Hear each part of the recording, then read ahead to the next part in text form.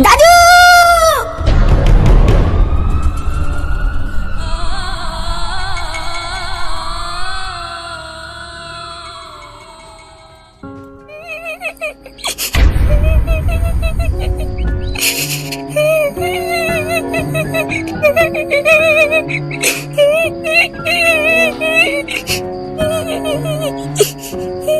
ফুটো, এ কি রে ফুটো, এসব আমি কি শুনছি? এই কাকু হঠাৎ এমন কেন করলো? জানি না, আমি বারে কিছু জানি না রে পল্টু। হঠাৎ করে কিভাবে যে কি হয়ে গেল আমি তো বারে কিছুই বুঝতে পারছি না। আমার খুব ভয় লাগছে জানিস না পল্টু, বাবার কিছু হয়ে গেলে কি হবে? তুই একদম চিন্তা করিস না ফুটো, কাকুর কিছু হবে না, আমরা আছি তো। হ্যাঁ ল্যাংচা ঠিকই বলেছে, তুই একদম চিন্তা করবি না, কাকুর কিচ্ছু হবে না। কিন্তু কাকু যখন এত বড় একটা সিদ্ধান্ত নিল তখন তোরা ছিলিস কোথায়? তোরা কি কিছু বুঝতে পারিসনি নাকি? না রে, আমরা কেউই কিছু বুঝতে পারিনি। আমি তো সবে রাতের খাবার খেয়ে ঘরে শুতে গেছিলাম, আর তখনই ফাটা প্রথম থেকেই চিৎকার করে উঠেছে। ডাক্তার কি বললো? ডাক্তার কাকুকে দেখেছে? ভয়ের কিছু নেই তো? ডাক্তার কিছু বলছে না, শুধু বলছে জ্ঞান না ফেরা পর্যন্ত কিছু বলা যাবে না। এই কাকিমা কোথায়? এই কাকিমার তোর বউ কি আসেনি নাকি? হ্যাঁ এসেছে, ডাক্তার কি যেন একটা কারণে ভিতরে ডাকলো, তাই ভিতরে গেছে। আপনাদেরকে এই ঘরে থাকার অনুমতি আমি দিচ্ছি, কিন্তু কোন রকমের কোনোভাবেই কিন্তু কোনো শব্দ আপনারা করবেন না। ওনার এখন টোটালি রেস্টের প্রয়োজন, তাই উনি এখন যেমন ঘুমাচ্ছে তেমনই ঘুমাক। আপনি কি বুঝলেন ডাক্তার বাবু, ওনার কিছু হবে না তো?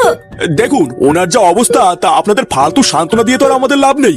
আর আপনারা ওনাকে যে অবস্থায় হাসপাতালে এনেছিলেন সে অবস্থায় তো উনি খুব একটা ভালো ছিলেন না, তাই ওনার জ্ঞান না ফেরা পর্যন্ত আমরা ঠিক বলতে পারবো না। আর আমাদের পক্ষে যতটা করা সম্ভব আমরা চেষ্টা করেছি, এবার বাকিটা আপনারা ভগবানের উপরে ছেড়ে দিন।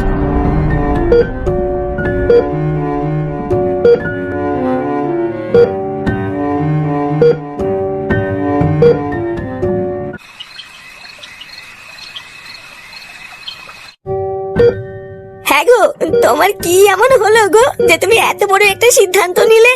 আমরা তোমাকে কি এমন কষ্ট দিয়েছি যে সেই কষ্ট তুমি সহ্য না করতে পেরে এরকম করলে?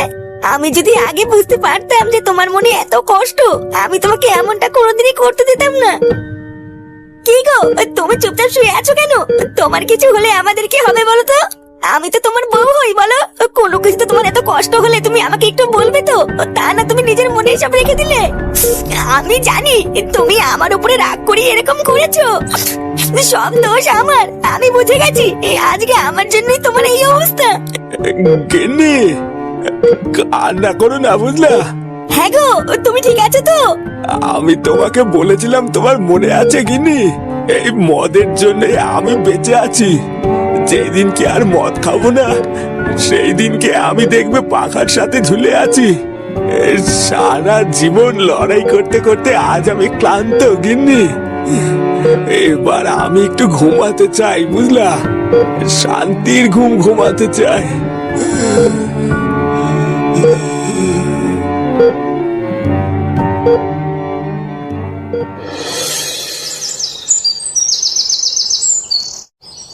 তুমি বাজার থেকে আবার সেই একই শাকপাতা কিনে এনেছো? এইসব কি এনেছো তুমি? হ্যাঁ, এইসব দিয়ে কি তোমার বাপের শ্রাদ্ধ দেবে নাকি?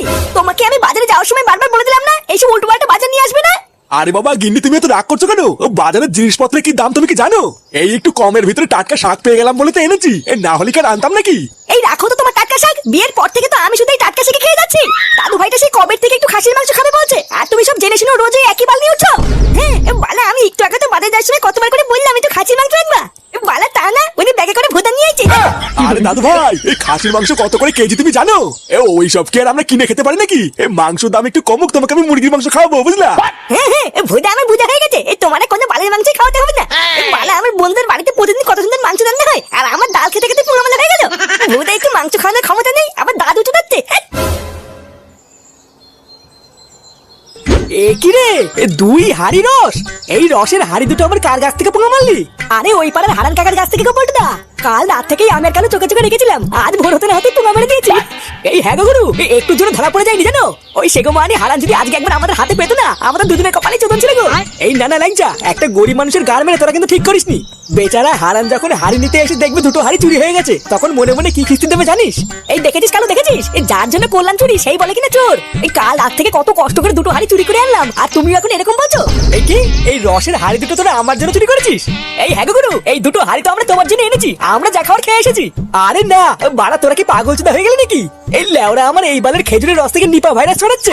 এই বালের খেজুরের রস খেয়ে আমি ঘর সংসার সব গাধার গায়ে ঢুকিয়ে বসে থাকি নাকি? এই তোদের বন্ধু ফুটো কোথায় রে? ফুটো ফুটো কোথায় তা আমরা কি করে বলবো? ও দেখো গিয়ে আছে কোথাও, আজকে আমাদের সাথে দেখা হয়নি। ওই শুয়োরের বাচ্চাটা ভাবছে লুকিয়ে পালিয়ে পার পেয়ে যাবে নাকি? চোদনাটাকে একবার যদি ধরতে পারি ওর পালিয়ে বেড়ানো আমি খুঁচিয়ে দেবো। এই কেন বলুন তো, আপনারা হঠাৎ ফুটোকে খুঁজছেন কেন? এই কিছু হয়েছে? আরে 2 মাস আগে তোদের ফুটো দাদার কাছ থেকে 500 টাকা ধার নিয়েছিল। লেওরা 2 মাস হয়ে গেল দিচ্ছি করে মালটা টাকাই দিচ্ছে না। আর সেই 500 টাকা সুদে বেড়ে বেড়ে আজকে 2000 টাকা এসে দাঁড়িয়েছে, বুঝলি? ওই খানকি ছেলেটা ভাবছে টাকার ভয়ে পালিয়ে বেড়ালেই বেঁচে যাবে। সেগো মানিকে একবার যদি হাতের কাছে পাই না ওকে কেলিয়ে খাম করে দেবো। এ ভোদা, তোমরা ফুটোকে টাকা ধার দিয়েছো, আবার সেই টাকার আশাও করছো ওই টাকা তোমরা পেলে হয়? তোমাদের তো শুধু 500 টাকা গেছে, আর আমাদের যে কত কত টাকা পুঙ্গা মারা গেছে তার কোনো ঠিক নেই। লেওরা বল, আমার নাম হচ্ছে কালু, বুঝলি তো? লোকের কিভাবে গান মেরে খেতে হয় সেটা আমিও জানি। আমার টাকা গান মেরে যাবে কোথায়? ও টাকা দেবে না ওর বাপ দেবে। শালা আমার টাকা গান মারা, এবার আমিও দেখাবো টাকা কিভাবে আদায় করতে হয়, দাঁড়া।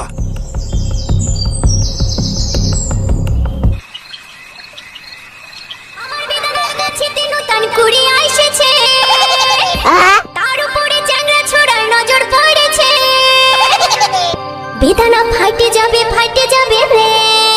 এই বাবা, ও বাবা, কি হয়েছে রে বাবা? আজকে আমাকে স্কুল থেকে বের করে দিয়েছে। তুমি আমাকে স্কুলের ফিসের টাকা দাও। কি কিসের টাকা? স্কুলের ফিস? হ্যাঁ, 3 মাসের স্কুলের ফিস বাকি আছে। স্যার কিন্তু বলেছে কালকে স্কুলের ফিস না নিয়ে স্কুলে আসতেন না। স্যার যখন স্কুলে যেতে মানা করেছে তখন যাবি না, এতে বলার কি আছে? আমিও তো লেওড়া ছোটবেলা থেকে স্কুলে যাইনি, ও কোনো ব্যাপার না। এই ভূতে তুমি কি আমার সাথে ছিনালি করছো নাকি? হ্যাঁ, আমাকে স্কুলের ফিস দাও, আমি স্কুলে যাবো। শান্তির ছেলে এমন ভাবে বলছে মনে হচ্ছে আমার শাটার ভিতর টাকার গাছ লাগানো আছে। বোকাচোদা কলেজ থেকে কলম ভাঙে আবার নাকি স্কুলের ফিস দিতে হবে। বেরো বেরো। লেওড়া আমার প্রতি মাসে 1000 টাকা শ্রাদ্ধ করে স্কুলে নাকি আবার পড়াশোনা করতে যাচ্ছে। যা বাড়া, এখান থেকে যা। দাদুর কাছে কি বলবি? আমার কাছে কোনো টাকা মাকা নেই। এ বালা কি শান্তির ছেলে রে? এই হোমেও লাগে না, যোগ্য লাগে না, বাপ চুদাচ্ছে। এই গুদমানির ভাই তুই কি বলি রে?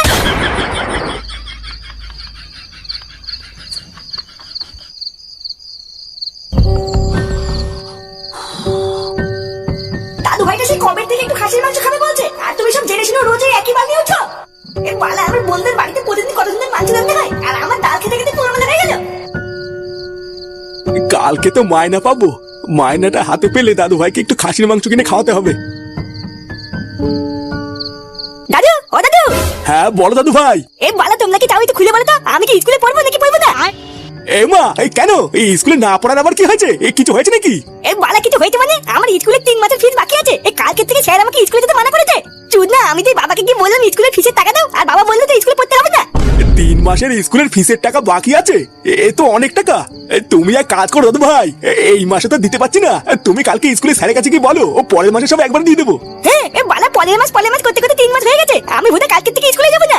সাদা চুদনা, বালের স্যার শুধু সবার সামনে আমাকে বলে টাকা দে। এ ভুদা আমাকে কোনো মান সম্মান নেই নাকি? আমি কিন্তু তোমাকে পরিষ্কার বলে দিচ্ছি দাদু, তুমি যদি কালকে আমার স্কুলের ফিস না দাও আমি কিন্তু স্কুলে যাবো না। বালা আমি বড় হয়েছি, আমার তো একটু মান সম্মান আছে নাকি?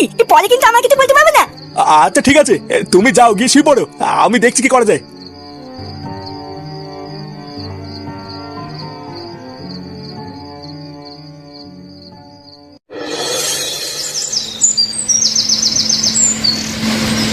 করিম চাচা, এই তো আমার খাতায় পরিষ্কার লেখা আছে এই মাসে তুমি 3 দিন কাজে আসুনি, তাই তোমার কাজের টাকা কাটা হয়েছে। আমার সাথে চালাকি করলে হবে? আমার সবকিছুই খাতায় লেখা থাকে। দাদা, এবারের মায়নায় তো 1000 টাকা কম আছে। আমি তো এই মাসে কোনো কামাই টামাই করিনি, তাহলে টাকা কেন কম দিলেন? কেন কম পেয়েছো ভালো করে ভাবো, দেখবো সব মনে পড়বে। এই মাসের শুরুতেই নাতির শরীর খারাপের নাম করে যে 1000 টাকা নিয়েছিলে সেটাই কেটে নিয়েছি। না দাদা, এই মাসে কেটে না, বুঝলা? এই মাসে আমার টাকার খুবই দরকার। এই মাসে তুমি পুরো টাকাটা দিয়ে দাও, সামনের মাসে তুমি কেটে নিও, আমি আর কোনো কথা বলবো না। আচ্ছা নান্টু, তুমি নিজেকে কি মনে করে বলো তো? তোমার কথা কি আমি কারখানা চালাবো নাকি? এইভাবে যদি আমি তোমাদের কথা শুনে কারখানা চালাই তাহলে তো 2 দিন পর আমাকে বাটি নিয়ে রাস্তায় বসতে হবে। এই মাসের পুরো মাইনেটা আমি না পেলে খুব বিপদে পড়ে যাবো দাদা, আর নাতির স্কুলের ফিস দিতে হবে। অন্য কোনো মাস হলে আমি তোমাকে এইভাবে বলতাম না দাদা। আসলে বুঝতেই তো পারছো বাড়িতে আমি একা ইনকাম করি, তো তাই পুরো সংসারের দায়িত্বটাই আমার উপরে। নান্টুদা, বাড়িতে তুমি একা কেন ইনকাম করো? তোমার বউকেও তো দেখেছি সেটা ভাঙা দেখতে।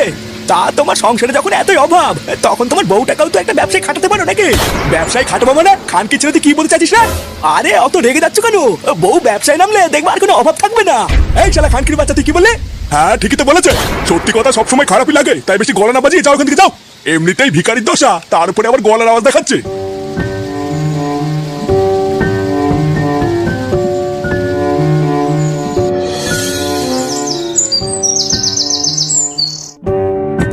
তোমার সংসারে যখন এতই অভাব, তখন তোমার বউটাকেও তো একটা ব্যবসায় খাটাতে পারো নাকি?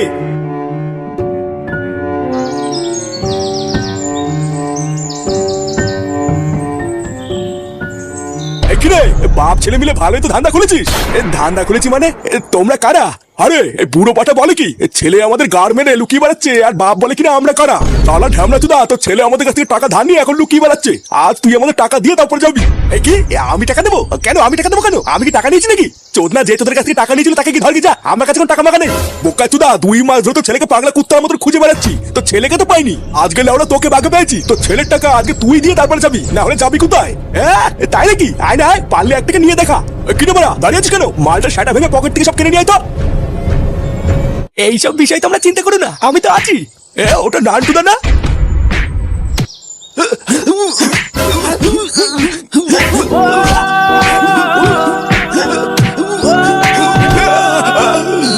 শালা তোর এই সরে বাচ্চা ছেলেকে বলে দিস আমরা আমাদের টাকা আদায় করে নিয়েছি।